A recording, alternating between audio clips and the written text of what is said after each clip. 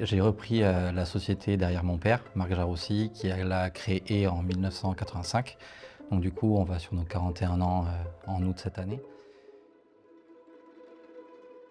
Aujourd'hui, on touche un peu tout type de clients. On a toujours regardé ce côté-là parce qu'on a toujours trouvé ça intéressant. Donc on va autant aller vers des couples de personnes âgées qui vont avoir du mal à entretenir leur jardin pour les accompagner dessus, sur de la création, des gens qui vont investir sur leur premier bien, chez des gens qui ont le budget pour faire aménager un gros jardin et qui vont avoir des demandes un peu plus spécifiques. Et c'est tout l'intérêt de ce métier-là. C'est un métier qui évolue beaucoup. On a su évoluer avec toutes les modes qu'il peut y avoir aujourd'hui. Et oui, déjà, le bouche à oreille, ça c'est sûr, ça fonctionne bien. Et c'est vrai que c'est jusqu'à présent notre principal apport de prospects, parce qu'on est là depuis longtemps, parce qu'on a essayé de mettre en avant la qualité de nos prestations.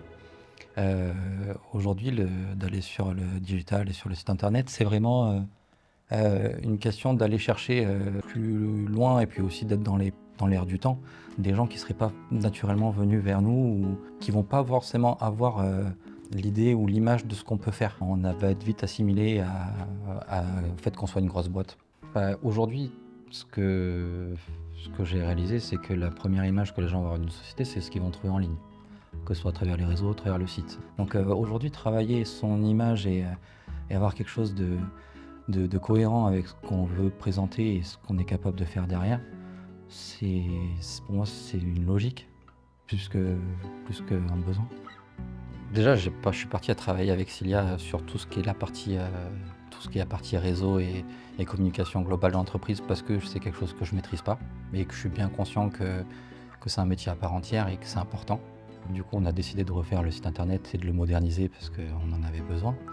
D'écouter vos conseils et de voir que ma demande était prise en compte et qu'au final, on allait dans le sens où je voulais aller avec toute votre maîtrise.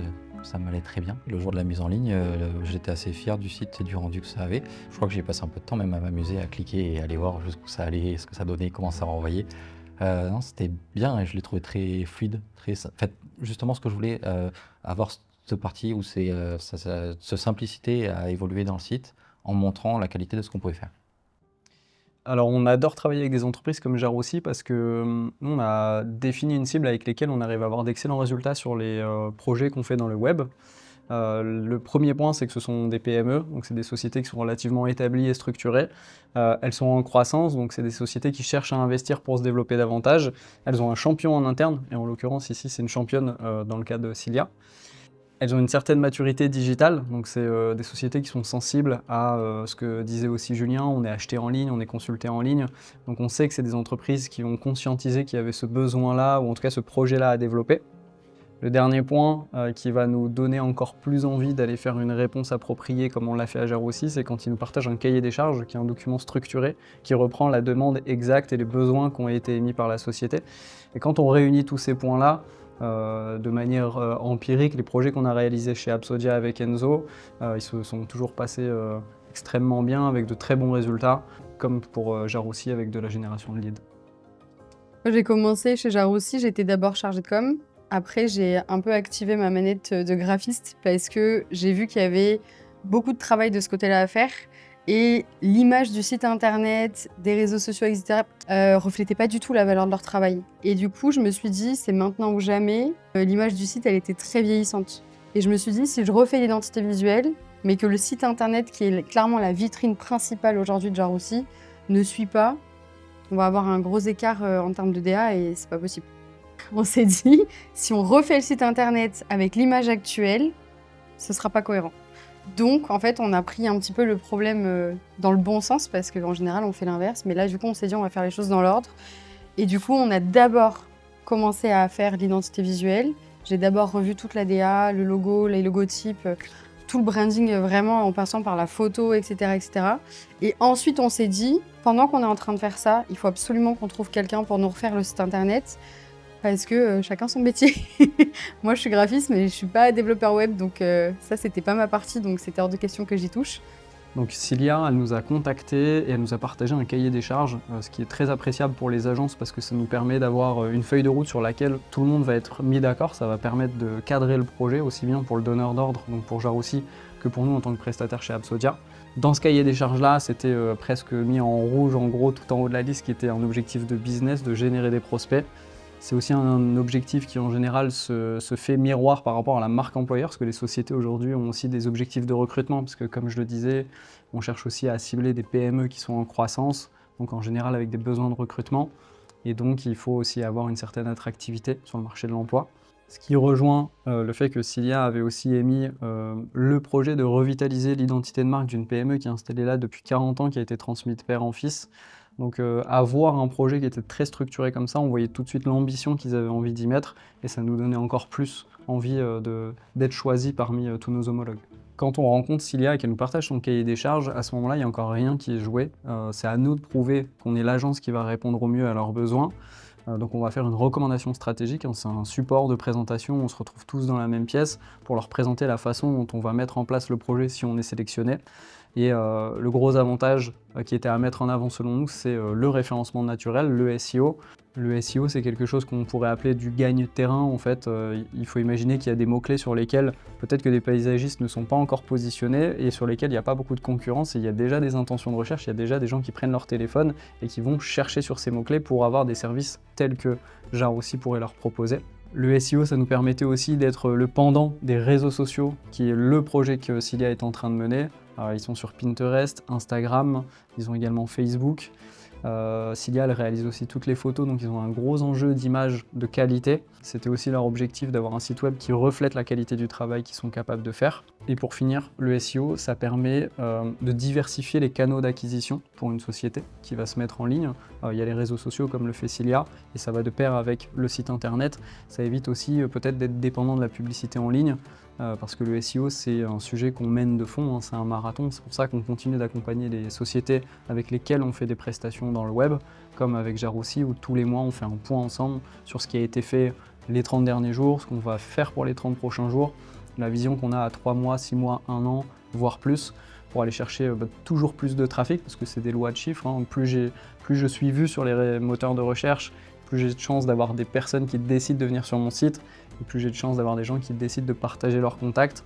Et comme on construit des sites sur un parcours utilisateur, l'idée c'est d'avoir des prospects certes mais qualifiés qui vont pouvoir entrer dans les phases de commercialisation des sociétés qu'on accompagne. Moi, je me souviens que vous avez été hyper présent quand j'ai commencé à faire l'identité visuelle de Jar aussi. En fait, on a travaillé en symbiose une fois qu'on vous a choisi. Parce que moi, j'étais en train de la faire, elle n'était pas encore finie. Et on travaillait en symbiose dans le sens où je vous envoyais les éléments et vous me disiez si ça collait pour le site internet. On s'est dit, ok, il faut qu'on trouve quelqu'un. Mais en fait, la qualité première, c'était surtout de se dire, il nous faut quelqu'un qui nous fasse pas juste un joli site internet. Parce que ça, ok, paysagiste, il faut que ça suive et compagnie. Mais il fallait surtout qu'on ait le retour sur investissement, clairement. Ce qui a fait pencher dans la balance, on va dire qu'on a choisi Absodia et pas quelqu'un d'autre, c'est qu'il nous fallait vraiment cet attrait pour la performance, le SEO, génération de leads, de prospects, et qu'on puisse se dire, ok, on a un beau site internet, mais il va faire en sorte de convertir beaucoup de monde, et aussi qu'il y ait un feedback derrière. Parce que ça, tout le monde ne le propose pas. On sait que vous gérez aussi, si on a besoin, il y a toujours ce suivi de se dire, je m'améliore constamment. Il y a toujours des petites nouveautés, le reporting et compagnie, et c'est vachement bien parce qu'en termes de suivi, on n'est jamais, on sait toujours où on est, quoi. Et en plus, on a eu cette espèce de sentiment de se dire, une fois qu'ils auront fini le site internet, on va pas être largué dans la nature comme ça. Et ça, c'était vraiment le premier point où on s'est dit, ok, on aura le site internet fini, mais après, il y a tout un suivi, et même encore plus. Vous avez fait beaucoup de travail sur ce site internet-là, même après qu'il ait été posté. Donc vraiment, c'est ce qui a fait pencher la balance pour vous, parce qu'on s'est dit, ok, on aura un site internet fini, mais du coup, on ne sera pas tout seul après, quoi. Ils sont toujours là. Depuis la mise en ligne du site internet de Jar aussi, il y a eu la vraie évolution qu'on a vue, c'était surtout de la génération de prospects, la génération de leads. Elle a été, je pense, multipliée par 2 ou par 3. Cilia, c'est ce qu'on appelle nous la championne en interne, c'est quelqu'un qui peut avoir un rôle de responsable marketing ou communication et c'est vraiment la personne privilégiée qui va nous aider à faire avancer le projet dans la bonne direction. En l'occurrence, Cilia elle a une formation de graphiste, ce qui nous a permis, en co-construction, de pouvoir recevoir au compte-gouttes l'avancement de sa nouvelle identité graphique. C'était quand même un gros morceau, parce que Jar aussi, ça a 40 ans et on ne peut pas complètement changer le logo de cette façon-là. Et nous, en même temps, de lui faire des propositions sur le maquettage donc ce qu'on appelle la co-création du site internet, et de se faire des suggestions mutuelles. Cilia, ce qui nous a énormément aidé de sa part, c'est de bien reconnaître l'expertise qu'on a et de nous laisser faire entre guillemets notre métier et que nous on puisse lui faire des suggestions et que ça aille dans le bon sens et que chacun puisse avoir sa zone de génie et qu'à la fin, quand le projet sort, tout le monde ait le sourire. Ce qu'on leur a proposé, c'est de faire un accompagnement mensuel. Donc une fois par mois, on prend 1 heure avec Cilia pour regarder ce qu'on a fait les 30 derniers jours et ce qu'on aimerait faire sur les 30 prochains jours. Comme je l'ai expliqué, le SEO, c'est un jeu de gain-terrain. Donc il faut mettre en place des actions de manière répétée sur plein de champs d'action pour espérer faire augmenter le nombre de fois où l'URL jarossi.fr va apparaître dans les moteurs de recherche. Renforcer aussi le niveau de confiance que vont avoir les moteurs de recherche dans ce site-là parce qu'il est régulièrement mis à jour avec des nouvelles sections, des nouveaux articles de blog ou les nouvelles réalisations. Ce qui va également permettre de mettre à jour la mémoire des différents moteurs de recherche qui sont connectés à des intelligences artificielles comme ChatGPT, ce qui va nous permettre également d'aller chercher des prospects ailleurs que uniquement via Google, mais via les intelligences artificielles. Donc nous, il y a une grosse partie stratégie en amont à développer. Il faut qu'on aille rechercher des mots-clés, cibles.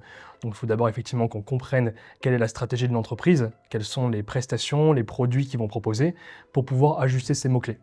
On a des outils derrière qui nous permettent d'avoir des informations comme le volume mensuel tapé sur ce mot-clé.